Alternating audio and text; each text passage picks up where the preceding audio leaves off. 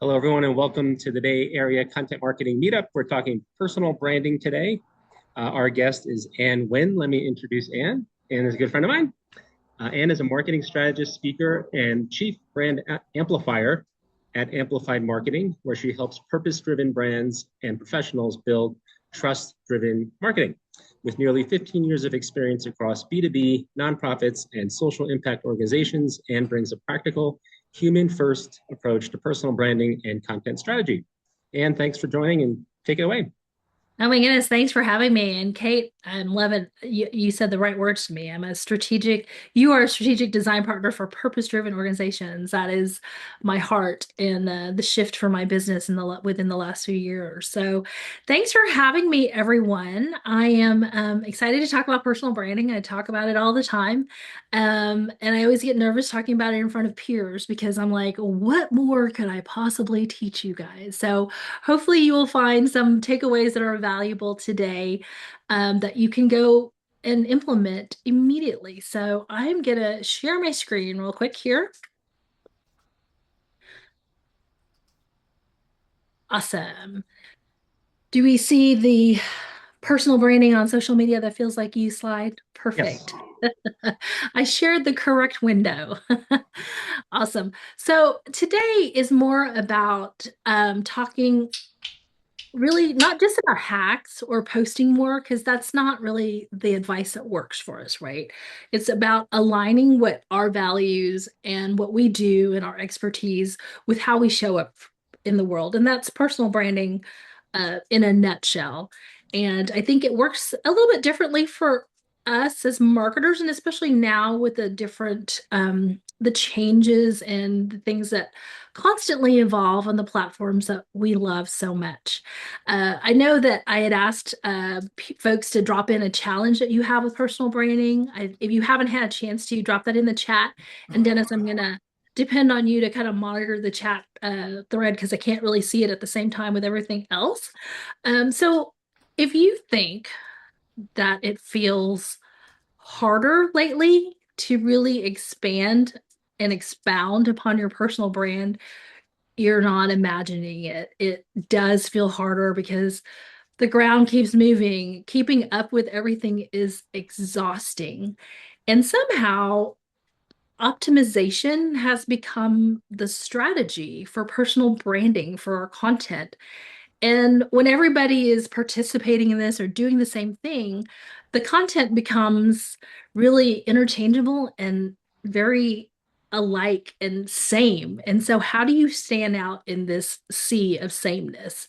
And that is what we have to do for our clients. But we have to remember that we should be doing this for ourselves as well, because we talked about this at the very beginning, just briefly, the marketer's paradox.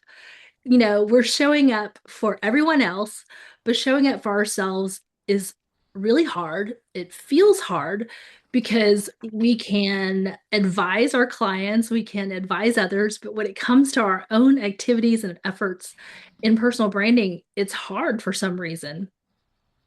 Anybody else feel this? Any thoughts about why it's so hard? Drop it in the chat. So you already know that your personal brand exists. I don't have to share this. I don't have to tell you this. Now, the question is whether your content reflects your personal brand intentionally. Think about your the patterns for your posts, for your content. What patterns are people seeing when they encounter your content, excuse me. Is it, and are you sharing content for clarity or just because you think, oh, I've got to have some activity. Otherwise, I'm not going to have any efforts. And then are you positioning yourself or simply just posting again because you think you have to post and be out there? So these are just some questions that I'd like you to ask yourself as we're thinking about personal branding, as we're talking about how to really show up and some of the changes and what affects us and how we show up nowadays on social media as well. So here's what used to be enough. If you showed up consistently, if you provided value, if you shared insights, that would help you grow your audience, that would help you grow your community. But that really isn't enough anymore because the volume that's out there has saturated the feeds. People are not really seeing the differentiator. And so when you are able to differentiate, you stand out amongst that sea of sameness. As I mentioned, content volume is infinite, right? And we all are facing that challenge of AI. And AI has kind of lowered the barrier for publishing, for people sharing content. They can just put in a prompt. But here's the thing. And what is it? What's the thing that AI content always has? But let's be real. It can't replace you as a human. I know we say that, right? But it's more than just a catchphrase. Your expertise is what can differentiate you. Sure, expertise can be assumed nowadays because of the help of AI. And then attention is so fragmented. But what really can help differentiate you is some of the things we'll talk about in the upcoming slides and your positioning. So, with that, I'm going to segue into this. It used to be about visibility. It's more about positioning. Yes, you have to be visible, but you need to position yourself as that subject matter expert. And that's the real shift. All the activity helps us to be visible, but the activity and the content should position you as a subject matter expert or someone to be trusted, someone that people can work with, because that positioning helps build your reputation. So, what really differentiates now? It's not hacks, it's not volume. Again, clear positioning, distinctive perspective. What is your perspective on an issue or an opinion? Don't be afraid to share that perspective. Pattern thinking. So what are the patterns, as I mentioned in the previous slide, what are the patterns that people can recognize as they see your content, as you show up on social media, as you show up online, that really helps them understand who it is you are and what your subject matter expertise is. People are following for clarity and not for output. And this is why I share when people think, oh, I've got to be online every day. Consistency does not mean being online every single day. Consistency just means that you show up in a consistent frequency. And it's not just the output every single day. Any thoughts or questions up to this point? Anything in the chat? And feel free to come off mute and share. All right. So let's think about what's changing on social. Who all is active on LinkedIn for the most part, pretty much every day? Raise your hand. I'm going to check out the chat real quick. Oh, why can't I get this to work? There we go. Great. You're active mostly on LinkedIn, on Instagram, on any other channels? All right. So think about this as not chasing algorithms, right? We talk about algorithms ad nauseum. It's really more about understanding what platforms are considering important now, what they're rewarding. And yeah, it kind of falls under that main umbrella of the algorithms. And that's the one word that everybody seems to use as the buzzword, including our own clients. And just think about the prioritization on social platforms right now. It's conversations over broadcasting. And really, I think this has always been a priority, but more so than ever. We're not talking about just surface engagement any longer. Those types of comments where, oh, love it, uh, doesn't really fly anymore, especially on LinkedIn. I don't know if you all have noticed when you make a comment on somebody's post or content, you can see your own impressions for those comments now. That's just LinkedIn really digging into helping people or encouraging people to really have more conversations, because those comments help to extend reach as well beyond just reactions. Those comments also help people to see, oh, this was a really smart thing this person said. So let's go see their profile and let's see what they're all about and what they're doing. And so that's why those comments are also important. And the comments such as love it, whatever, no longer really holds a lot of water. You need to have really a thoughtful, intentional comment if you are joining the conversation. And that's one of the things that I do advise you to do as far as I know some of you had mentioned really honing your positioning was a challenge or just getting out there. You'll LinkedIn helps us, right? It tells us, it gives us these notifications that say, you may want to join this conversation over this topic. And so check it out and see if there's some perspective that you can add via a comment that can only help to expand and amplify your own personal branding on there. So I encourage you all to add that to your activity. And even if you don't really want to post all the time original content, I really would encourage you to at least pencil that in as a date for yourself to really engage with people's comments, 10, 15 minutes a day, every other day. Again, just keeping that activity consistent. And then, of course, we all know the whole thing about links, right? They want native content, especially again, LinkedIn and even in Facebook and Instagram. You can't put a link on there anyway, over external links because they don't want to drive people off of the platform. And we have gone through many different versions of what to do about that. Links in comment or not putting a link there at all. And I've done some testing on this myself where I'll just share content and not put any link. And yes, anecdotally, those have done better. I'm not saying that you shouldn't share a link if it's needed, but just food for thought as well.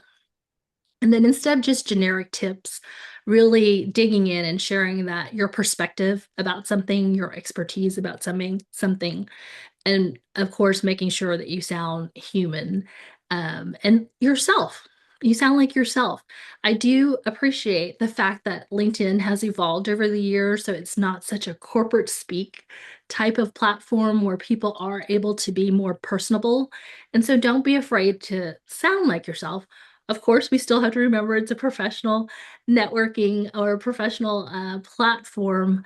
And so while we do sound like ourselves and are more personable, we still wouldn't share things that we would not say walk into a business meeting and share. And so that's my little soapbox on that. And think about your profiles as landing pages, where people can go find out more information about you, take some um, opportunity to engage, include some type of way for them to engage with you on your profiles, especially in your about me section or your summary section. Now that I've covered what's changed and what's being prioritized, I'd love to hear your experience as well. I focus mostly on LinkedIn because that's where we as professionals are really building our personal branding, but there are other platforms that work for you. It just depends on where your community is. For example, there's a content creator and marketer that I follow, Kenya Kelly. Her audience is on TikTok and Reels on Instagram, even though she does do business with businesses, that's where the majority of her audience can be found. And if you are not familiar with her, I encourage you to go to follow her. Her Reels are hilarious and very engaging, in fact. And so I wanted to talk about three layers of strategic personal branding, right? These layers stack. So just think of that tech stack that we always talk about, but instead of being tech, it's the layers of strategic personal branding. And if you have a layer missing, it may make your personal brand feel a little bit off. And so I'm going to dive into the first layer, which is market positioning. We as marketers know that recognizability is brand equity. It's important for the clients we work with, for those brands. So, where does that play into, or how does that play into our own personal brand?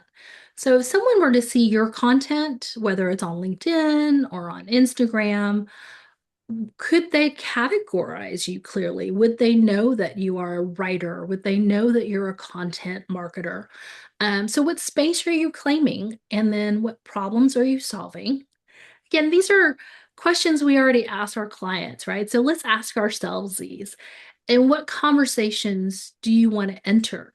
going back to what I mentioned earlier about LinkedIn notifying us when there's a conversation that may be of interest to us, what conversations are you looking at to enter? Think about the topics that you want to be known for. And so find those conversations. And so that's that first layer is really positioning yourself in the market. So let's look at the second layer. We're thinking about intellectual point of view.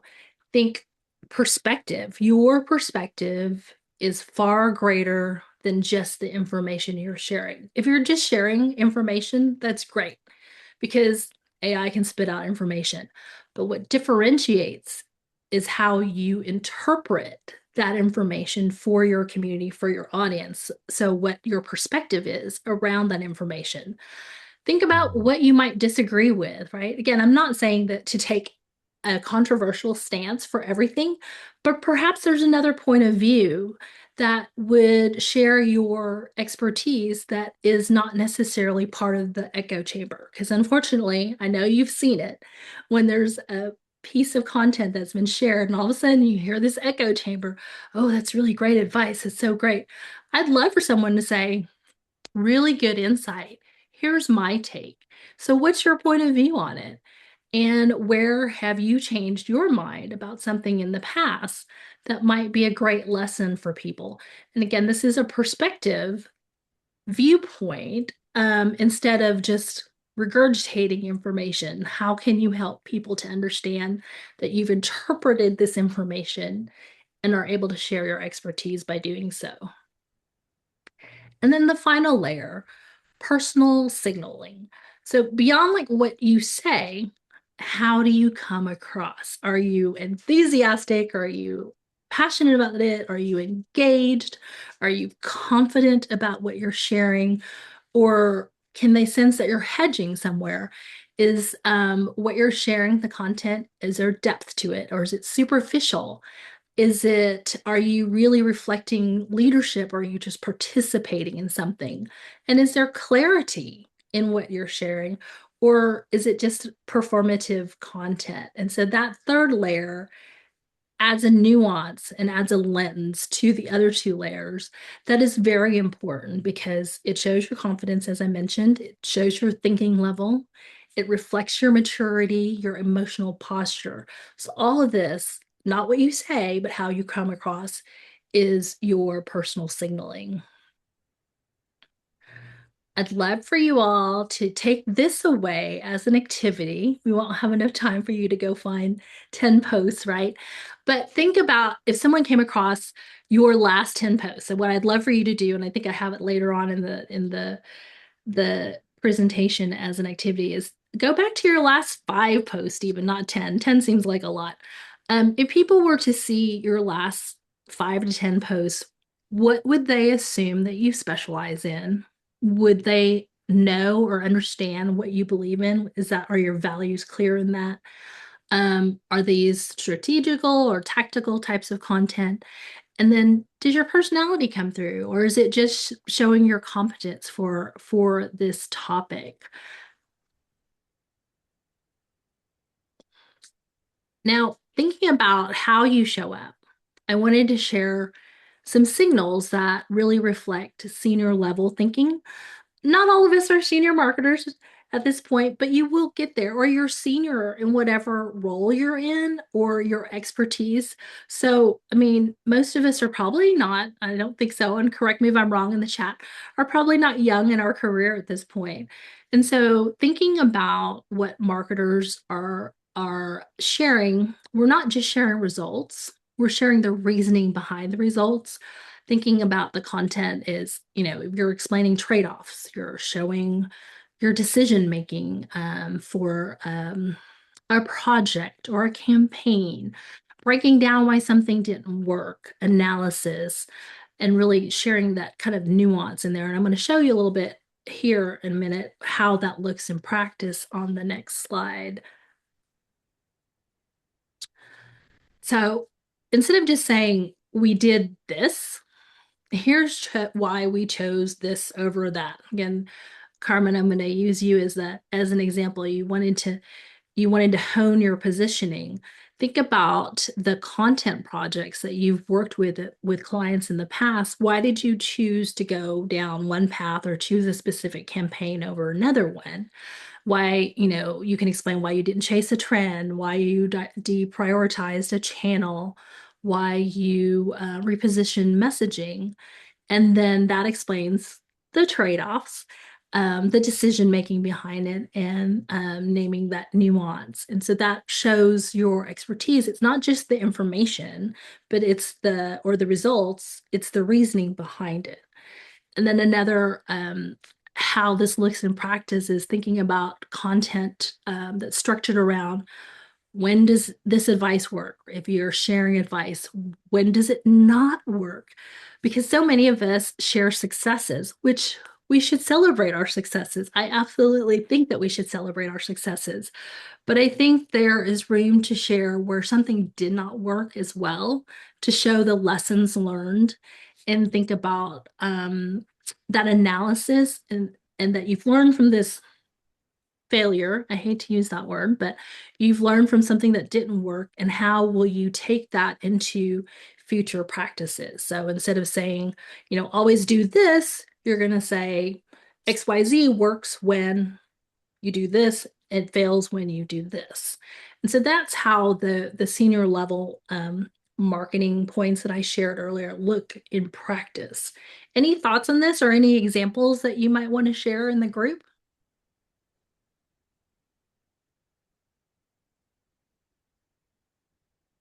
All right. Okay. We're deep in thought, Anne. We're deep in thought. Yay. I'm going to take that as a good thing. All right. So we've already talked about LinkedIn. We should all be on LinkedIn, right? So where else are you? Are you on Instagram? Are you on TikTok? Are you on Facebook, YouTube? Drop it into the chat there. Oh, no wonder I couldn't see everybody. I was on the wrong one. There we go. Instagram. Great. Thanks, Colleen. Oh, it's just sell your question, Carrie. Yes, Floyd. People have used LinkedIn as a dating site. I don't understand why. I am not the only woman who's experienced this, and I'm sure you men have experienced this too. You get those lovely bots and the fake photos. But several of my friends and I in Houston, when I lived in Houston, we were hit on by the same person. And it was the same messaging, and it was very creepy, very creepy. Needless to say, delete and block very fast. IG and LI every day. Miriam, I'd love to hear a little bit more about your experience in thinking of for IG. Is that where your audience is? Hi. Sorry if my camera is off. I'm just No, please. No, as long as we can hear you, it's great. Yeah, I have most of my audience on Instagram, but like on my real audience is people in tech. And honestly, I'm not really sure how many of people on Instagram are from tech, and I really think probably LinkedIn is the best platform for me to be active on. I'm hoping to be more active on LinkedIn. But in general, I find it difficult to kind of, promote my videos and have more views and followers on Instagram. So I'm still working on that. Okay. We'll talk more about that here in just a second when we talk about like what channels and things like that. Dennis, email, the newsletter. Okay. And James, I am finding the same. It's ever since they went into this new model 5.2, it's been it has not been as easy to work with as in the past. Curious, Silas, Spotify. I'm not familiar with it aside from listening to music and podcasts, right? How are you utilizing this as a channel for personal branding?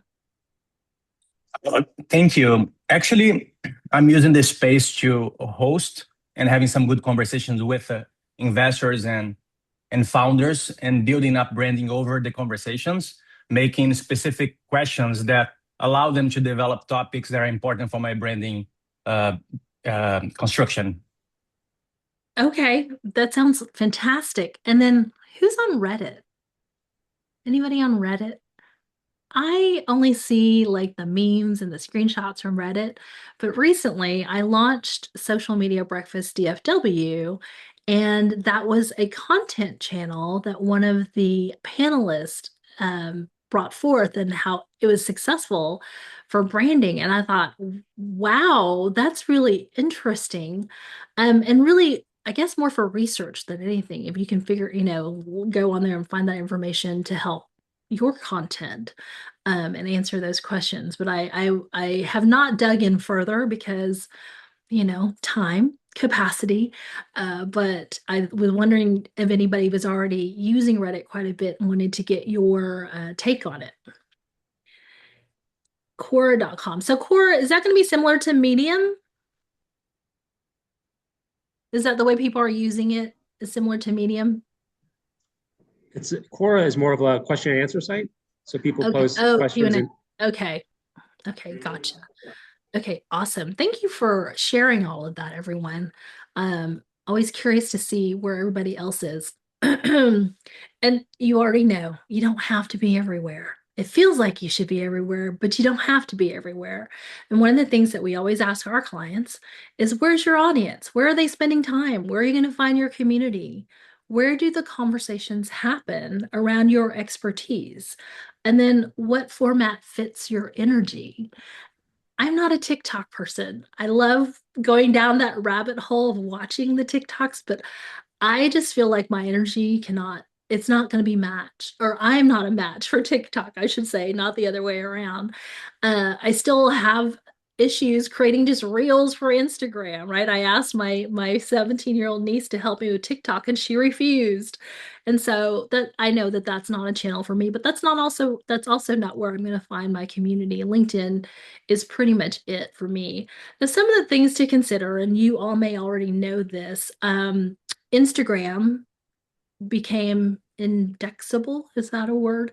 Google is now indexing Instagram posts, meaning any of your content is now searchable and can be found on Instagram. So there is some thought to that. So if Instagram is where you can find your community and is an important platform for you, that is another piece to help decide, right? It's another factor to think about because Google is now indexing, and because Google's indexing Instagram, well, yes, it's going to index Facebook stuff too because it's all meta. And then, of course, YouTube video is not going to go away. Video continues to still be a very strong format for all channels. And so, does it make sense for you to be on YouTube? Do you have the capacity to be on YouTube? What kind of content can you share on YouTube? Just because the platform's there does not mean that you have to be. So just think about all the other factors, and really depth is more important than the presence. And so what I always again advise my clients to, and I know you do as well, find one or two channels that are really going to work for you and for your needs, and really rock it. Really spend that time to make it a good in-depth channel, as opposed to just presence here and there on 5 different channels and you're spreading yourself thin. Then we talked about channels and we talked about consistency a little bit. What does that look like as far as a sustainable rhythm for you, as we're all busy professionals and we're working on our own stuff, we're working on our clients' stuff?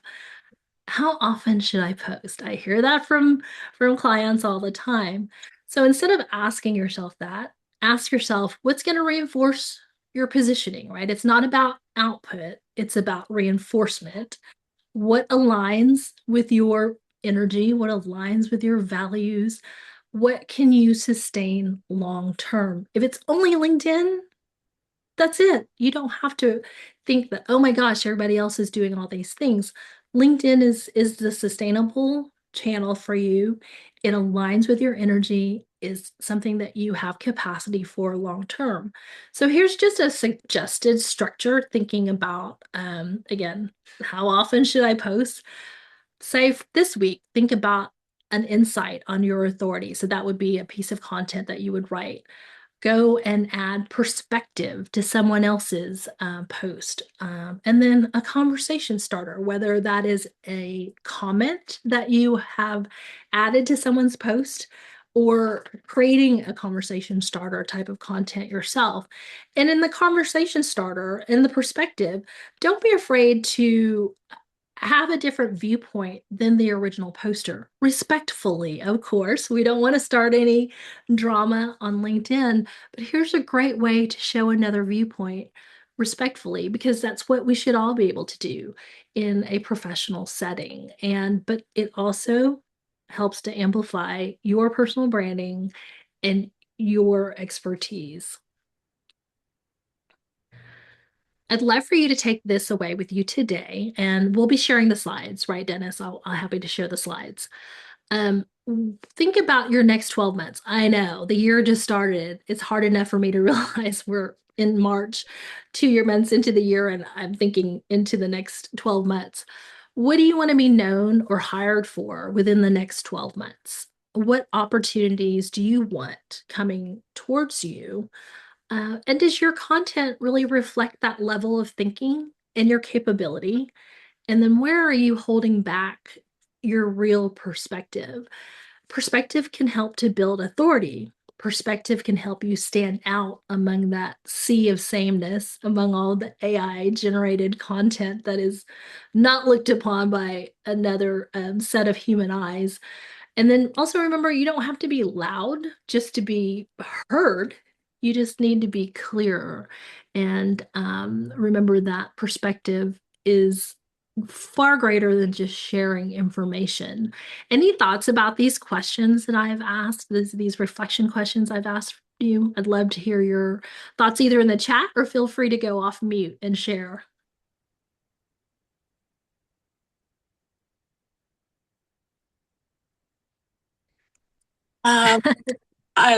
Sorry, I mean, these are really great questions, and I've been thinking about them too. But I have a question about these questions, or maybe a personal experience. I would like to know your thoughts on, if that's okay. Absolutely.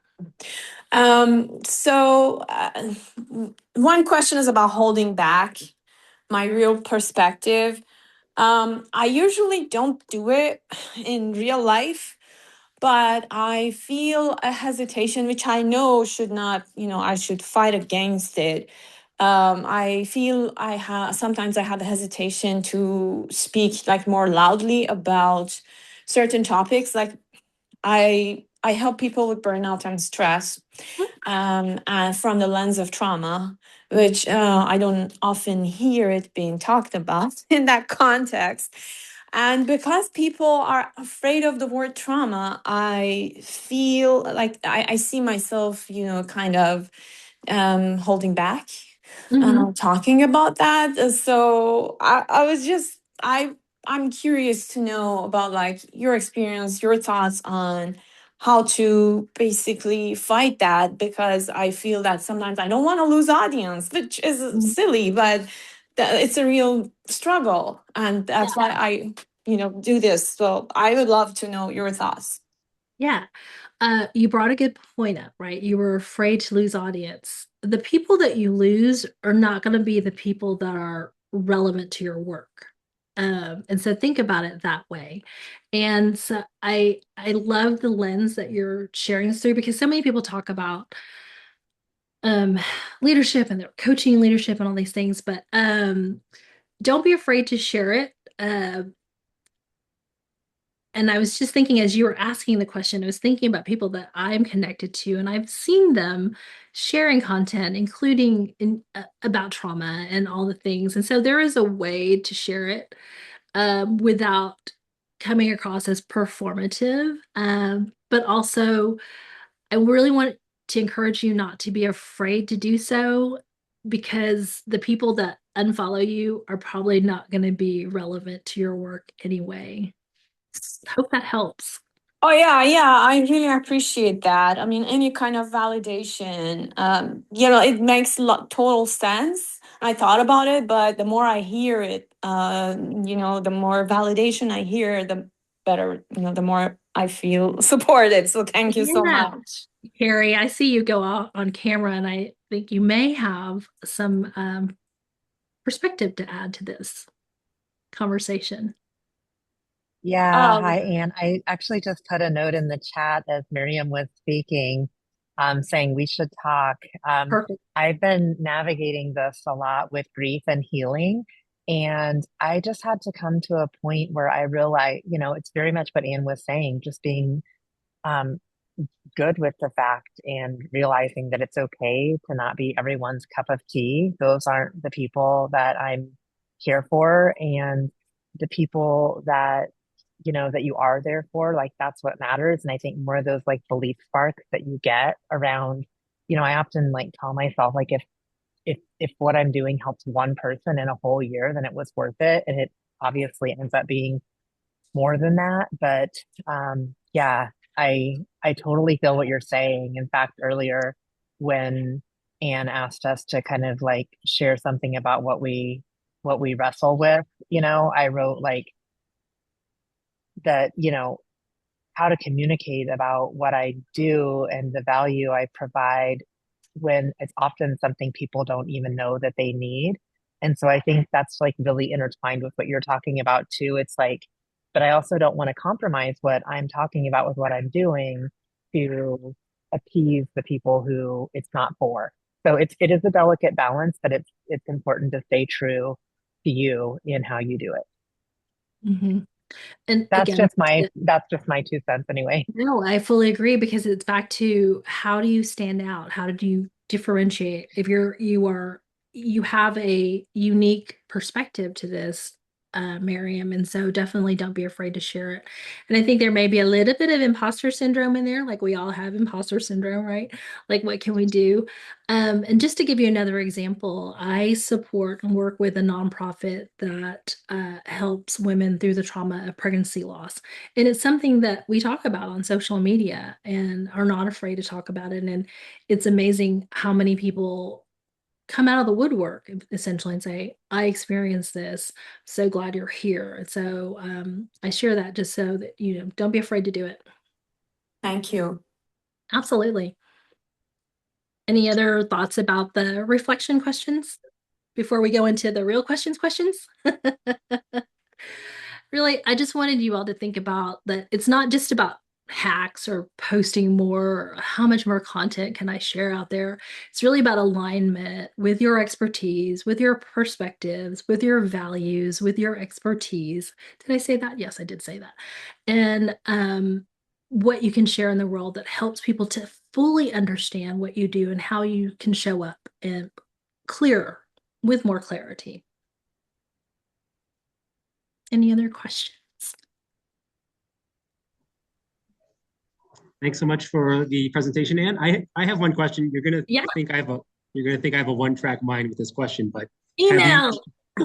have you tried the LinkedIn newsletters? I have. No, thank you for pointing that out. So, LinkedIn newsletters. Now, I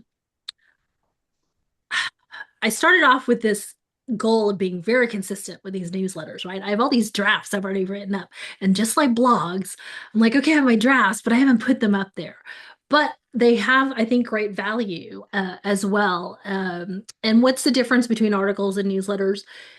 Newsletters is a series, whereas you just drop an article in. And so I have several under sort of specific themes. I just haven't been as consistent, and that's on me. Just like, again, I know I'm preaching to the choir.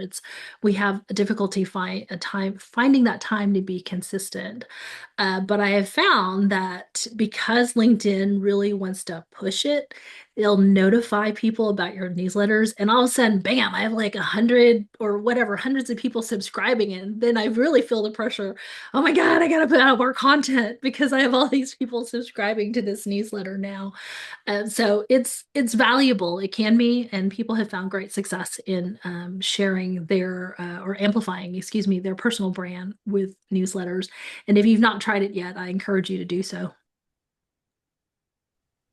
Yeah, I found the same thing. So once you create it, then the platform does a great job promoting it to people, like an even non-connect second or second degree Yes, connections people who are will not subscribe. connected Yeah. to you are able to see So it they as do a great job getting you subscribers, and then those people, I believe, will then get an email every time you publish, which is great.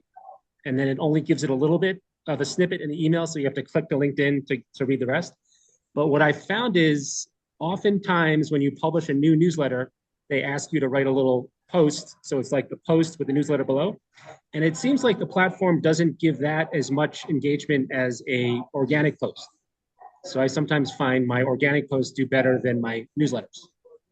I know, because even though it's their own platform, it's still Yeah. like a link. And so I don't think it differentiates, or maybe the machinery can't differentiate that the link is actually keeps people on your own platform. So That's right. I agree with what you said about that, that it hasn't had, as much reach. So, well, thank you so much today, everyone. I loved all the engagement and you adding to the conversation. And please connect with me. That's my LinkedIn QR code on there.